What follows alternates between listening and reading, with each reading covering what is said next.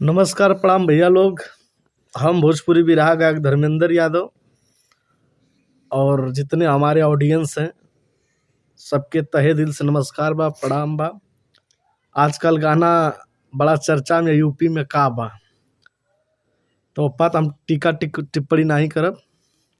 एक श्रोते आप लोग ने फगुआ सुनाई दी। अरे जोगी जोगीरा न गैया ये भायल के सरंगी गोरखपुर जई है।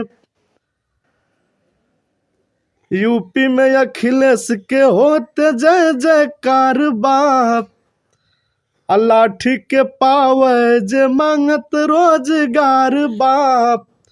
अरे फेरो न सत्ता में आई है, अरे फेरो न सत्ता में आई है। भायल के सरंगी गोरखपुर जई है। अरे जोगी जोगीरा न गई है भायल के सरंगी गोरखपुर जई है। अरे बिगड़ल बहालत उत्तर प्रदेश के, अब बुढ़ावा जवान सब मांग अखिलेश के।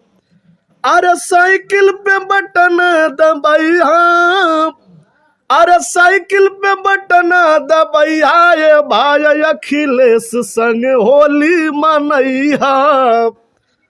अरे जोगी जोगीरा न गैया ये भायल के सरंगी गोरखपुर जई है। नमस्कार भैया लोग।